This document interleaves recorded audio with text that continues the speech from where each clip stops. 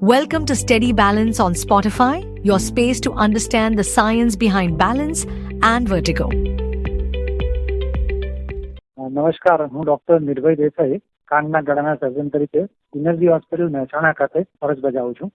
આજે તમને ચક્કર અને એને કારણે થતી જિંદગીમાં જે મુશ્કેલીઓ છે એના વિશે તમને હું થોડું જણાવીશ. ખાસ કરીને ચક્કરમાં એવી માન્યતાઓ છે કે પહેલા તો દર્દીને જ કન્ફ્યુઝન રહે છે કે આ કાનના ગળાનો વિષય છે, મગજના ડોક્ટર પાસે જવું કે બીપી ઘટી જાય છે. એટલે હું તમને જણાવીશ કે લગભગ 80% દર્દીઓમાં ચક્કરનું કારણ અંદરનો જે કાન છે એ બેલેન્સનું જે કામ કરતો હોય છે એના ડિસ્ટર્બન્સથી થતું હોય છે. અને ચક્કર સામાન્ય રીતે માણસને દરેક જીવનમાં ઉંમર વધે એમ ચક્કરના અનુભવ થવાના ચાન્સીસ વધતા જાય છે અને મોટી ઉંમરે તો એમાં પડી જવાના પણ સંભવ હોય છે. એટલે જેને ચક્કર આવે એનું સામાન્ય રીતે પોતાનો કોન્ફિડન્સ ઓછો થતો જાય છે, કારણ કે એકલા રહેવામાં, અતિશય ઉપર જોવામાં કે અતિશય નીચે જોવામાં, ડ્રાઇવિંગમાં બધામાં પોતાનો જે આત્મવિશ્વાસ હોય છે એ ઘટી જાય કે ક્યારે પણ ચક્કર આવે ને કઈ નુકસાન થાય તો. પણ હું તમને જણાવું કે આ જે ચક્કરની જે ઇમ્બેલેન્સ છે એ સામાન્ય રીતે ઓચિંતાનું માથું હલાવવાથી ક્ષણિક જ હોય છે અને એ વગર ઓપરેશનને અમુક એક્સરસાઇઝથી અને અમુક દવાઓથી મટાડી પણ શકાય છે. આમાં કોઈ જિંદગીને જોખમ કરી શકે કે એકદમ તમે તમારી રૂટીન એક્ટિવિટી બંધ થઈ જાય એવું કોઈ નુકસાન કરે એવી આ બીમારી નથી.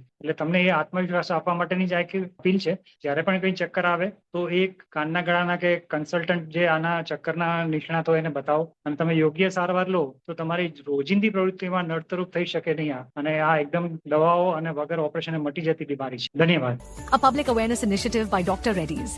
This communication does not substitute advice of a medical practitioner. Please consult your doctor for any medical advice.